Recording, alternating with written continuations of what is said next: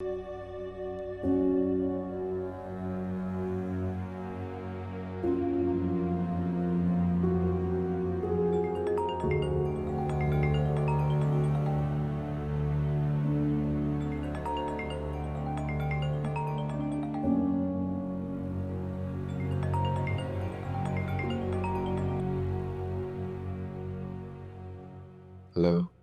Hello Fahad भाई, मैं अरूसा बात कर रही हूँ।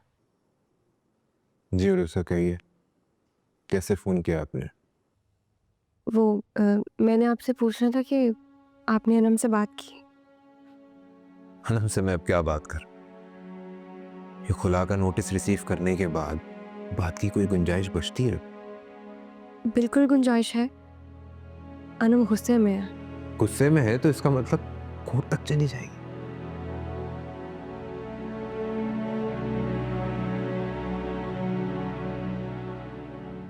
अरुसा, मुझे आप एक बात बताएं, क्या आप जानती थी कि अनम खुला का केस फाइल कर रही है?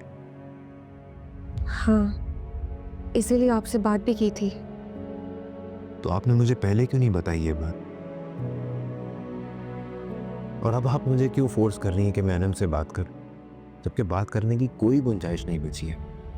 ऐसे मत कहें फहद भाई, सिर्फ आप ही अनम की बदगुमानी दूर कर सकते हैं। अनम की बदगुमानी तो मैं मर के भी दूर नहीं कर सकता हूँ अरुसा।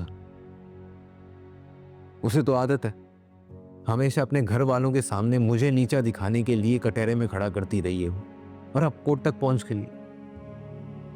ये केस कोई अहमियत नहीं रखता।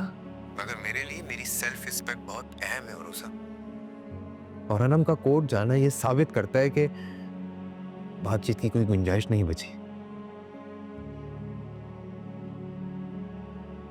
मेरे और अनम का रिश्ता कोई कागज का टुकड़ा तो नहीं था, कि ये रिश्ता तो मोहब्बत का था, दिल का था, एतवार का था, भरोसे का था।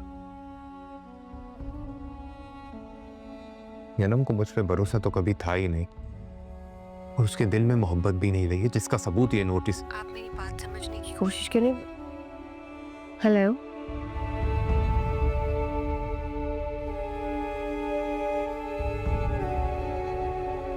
क्या हुआ? फोन बंद कर दिया। फहद भाई बहुत खफा हो गए हैं। मैंने उन्हें खुला वाली बात नहीं बताई थी।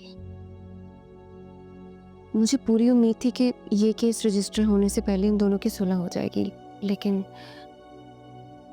मुझे तो ऐसी कोई उम्मीद नहीं थी। अगर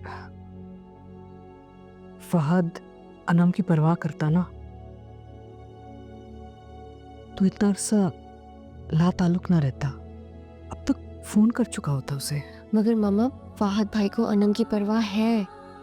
ये सब सिर्फ एक मिसअंडरस्टैंडिंग है, सजल की चाल है। अगर अनम की शादी टूट गई ना, तो सजल अपनी चाल में कामयाब हो जाएगी। नौशीन आंटी और सजल का मकसद पूरा हो जाएगा। आप प्लीज एक दफा अनम को समझाएं। वो नहीं समझेगी। जब फहद से शादी करने की जिद पे आ गई थी ना, तो उस वक्त भी किसी की बात नहीं सुन रही थी, और अब तो बिल्कुल नहीं सुनेगी कि मैं नवीन भी साथ जुड़ गया उसके।